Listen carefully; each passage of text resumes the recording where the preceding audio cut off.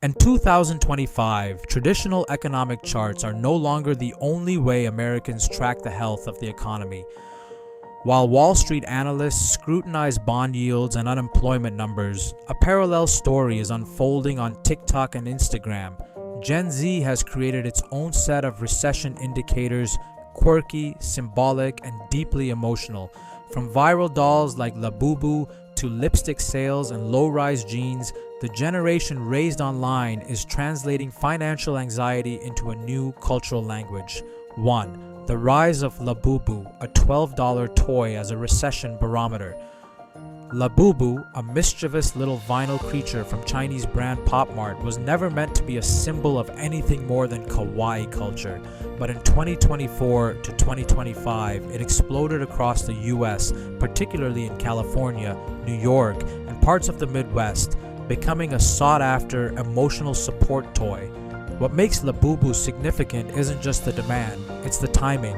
As inflation persists and wages stagnate, young people are turning away from expensive fashion or tech and instead spending $12 to $20 on collectible mystery toys. It's cheap dopamine wrapped in plastic. According to The Guardian, collectors line up for hours, not to invest, but to feel something controllable, joyful, and shareable. NBC News recently interviewed multiple Labubu fans who described the doll as a comfort object in a chaotic world. One fan even likened her Labubu collection to a therapy group. Second Lipstick Index 2.0, The Return of the Recession, red coined by Leonard Lauder during the post-9/11 economic dip. The Lipstick Index describes how people tend to buy small luxuries like lipstick when they can't afford bigger ones. In 2025, that trend is back, but this time amplified by TikTok hauls and get ready with me videos. Estee Lauder, Revlon, and Fenty all reported a spike in lipstick and blush sales during Q2, even as other makeup categories shrank. Analysts believe this recession red isn't just about beauty, it's about control. When housing prices and groceries feel out of reach, applying a $10 lipstick becomes a ritual of resistance. A message, I still matter. Social media influencers are reinforcing the trend, promoting depression glam aesthetics and DIY makeup tutorials for under $5. The glamour is back, but it's budgeted. 3. Fashion flashbacks. Why low-rise jeans and emo are trending again. Fashion is also speaking the language of recession. On TikTok, low-rise jeans, infamous from the early 2000s, are back. So is emo music. Coincidence? Not likely. In cultural cycles, trends from previous crises often return during new downturns. The 2000 to 2008 era was defined by insecurity. Post 9/11, the housing crash, and war. Today's Gen Zers are reviving its fashion, music, and rebellion, but with a twist. They're not just nostalgic, they're echoing the vibes of an anxious world, dressing to reflect internal chaos. Emo music on Spotify has surged 23% among US listeners in 2025, particularly among those aged 18 to 24, according to internal data released in July. The genre's themes, alienation, fear, personal struggle, resonate in an era of climate panic, job insecurity, and digital disconnection. 4. TikTok memes as economic indicators. One of the most fascinating phenomena is the rise of satirical recession memes. These include posts like, "When you're too broke for therapy, so you buy a Labubu instead.